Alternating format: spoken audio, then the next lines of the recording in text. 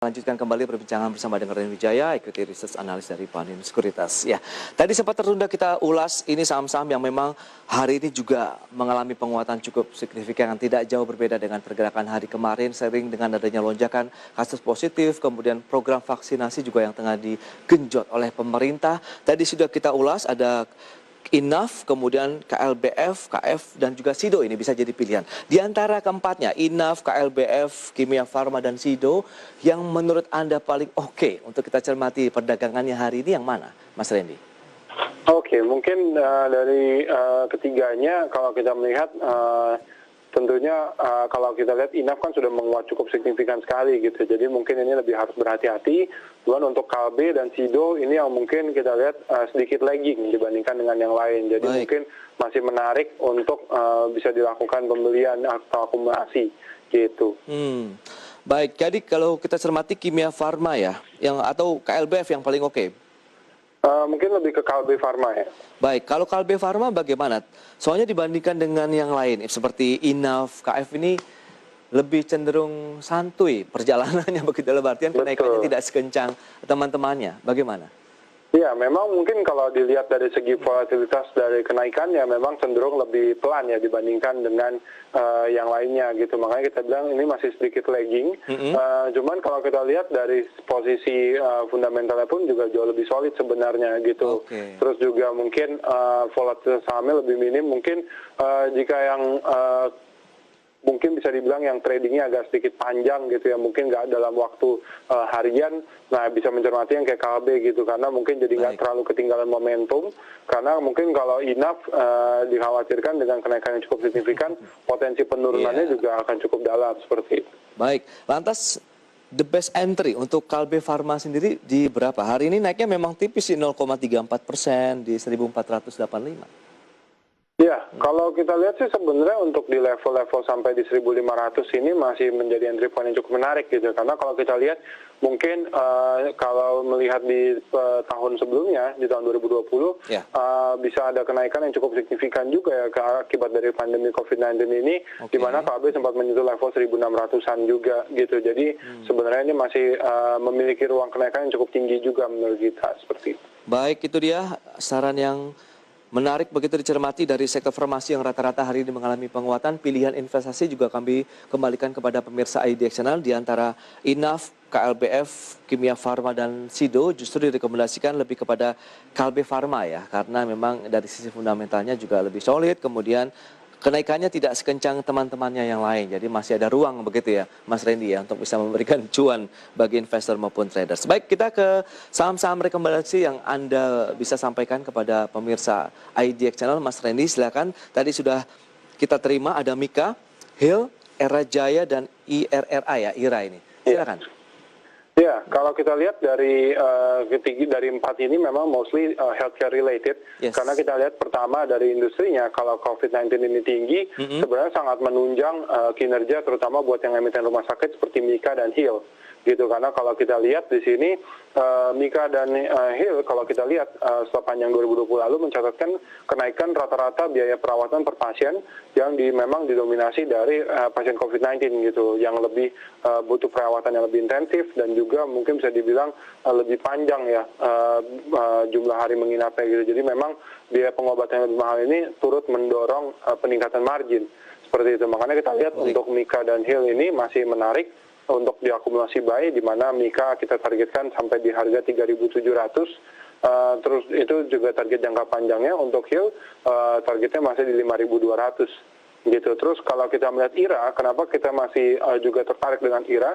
Karena untuk dari program vaksinasi yang lebih digencarkan ini yang akan mendukung kinerja IRA gitu. Kalau kita ketahui bersama, IRA ini kan lebih fokus ke bisnis distribusi dan produksi untuk vaksin, untuk jarum suntiknya ya, gitu, dengan merek dagang itu Wanjek.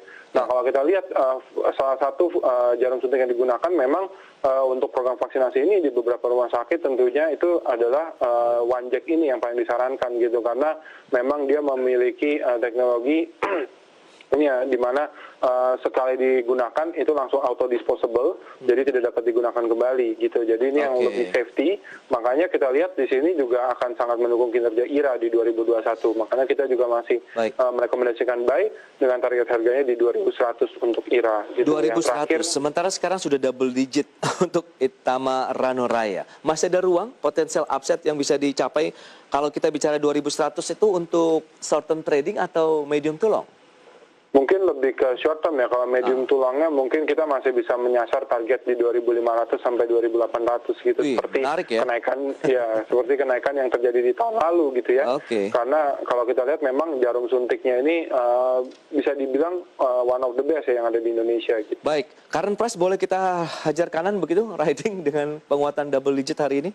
Kalau untuk IRA saya lihat memang masih ada penguatan ya, masih ada potensi, jadi mungkin masih bisa langsung diakumulasi di harga saat. Menarik ini ya, meskipun sudah naik kencang masih ada ruang nih pemirsa, tapi pilihan investasi kami kembalikan juga kepada Anda. Dan ada Hill tadi peluangnya sampai dengan 5.200, kemudian Mika-nya sampai dengan 3.700. Rata-rata lebih kepada untuk short term trading kah, sambil mungkin memanfaatkan juga momentum adanya vaksinasi, kemudian upaya-upaya dari mengatasi pandemi COVID-19 yang meningkat belakangan ini? Ya, kalau mungkin untuk Mika dan Hill targetnya lebih mid to long term gitu ya, karena juga biasanya kenaikannya juga mungkin nggak seagresif seperti IRA ataupun juga KF dan INAF gitu. Jadi mungkin memang lebih butuh waktu untuk realisasinya, cuma kita lihat fundamentalnya pun lebih solid seperti itu. Oke, Era Jaya juga tadi sempat kita singgung tapi tidak tuntas, begitu hari ini hampir 3% penurunannya, bagaimana? Ya, kita masih rekomendasikan buy juga buat Era Jaya, ini juga mid to long-nya itu ke target harga di 860, karena kita lihat demand-nya ini masih akan cukup dominan ya untuk electronic device sepanjang 2021, plus juga kalau kita lihat kan masih terjadi krisis semiconductor di global, ini yang mengindikasikan bahwa demand produk elektronik memang masih ada di pasar seperti itu. Makanya ini yang kita lihat juga akan supportif buat Era, plus juga aturan IMEI-nya akan full berlaku sepanjang 2021 ini gitu. Jadi ini yang tentunya akan mendorong kinerja Era di 2021. The best entry, adakah support yang perlu dicermati di tengah pelemahan hari ini yang 2,78% di level 700 dari Era Jaya? Mungkin untuk di level entry-nya jika masih turun lagi ada di kisaran mungkin di kisaran 670 sampai level 700 ini masih bisa menjadi entry point yang menarik gitu. Oke, berarti cicil beli saja current price sampai menuju level support di 670 tadi. Iya, betul. Wow, itu dia peluangnya 860. Ini short term atau bagaimana? Mungkin lebih ke mid term ya, karena kita lihat mungkin sampai 2021 akhir. Itu dia. Mid-term berarti kalau kita cermati ada Mika, Hill, dan Era Jaya. Lebih kepada untuk investasinya menengah panjang ya, Mas Randy? Iya, betul. Kecuali hanya IRA saja tadi, Itama Raya itu short term 2.100. Di tengah kenaikannya juga double digit, tapi ternyata masih ada potensial upside yang menarik untuk diambil posisi beli ya. Itu dia, Mika, Hill, Era Jaya, dan juga IRRA atau IRA. Lantas bagaimana dengan kondisi market seperti saat ini? Apakah memang kita bisa menyasar sektor-sektor lainkah yang mungkin juga masih bisa dilirik misalnya begitu? Oke, mungkin kalau yang terkait dengan trading jangka pendek kita lihat mungkin sektor-sektor yang terkait dengan komoditas ini juga masih akan menawarkan potensi keuntungan yang cukup menarik gitu ya, karena kita lihat di sini harga-harga komoditas juga sudah jauh lebih baik dibandingkan dengan 2020 lalu. Terus juga masih ada potensi penguatan ke depannya seiring dengan beberapa negara secara global juga masih terus mempertahankan stimulus untuk mendorong perekonomian. Lantas apa saja nih yang perlu dicermati selain Mika, Hill, Era Jaya, kemudian IRA tadi? Karena menyikapi kondisi saat ini saja kita lihat juga asing kemarin tercatat melakukan aksi beli loh, Mas Randy.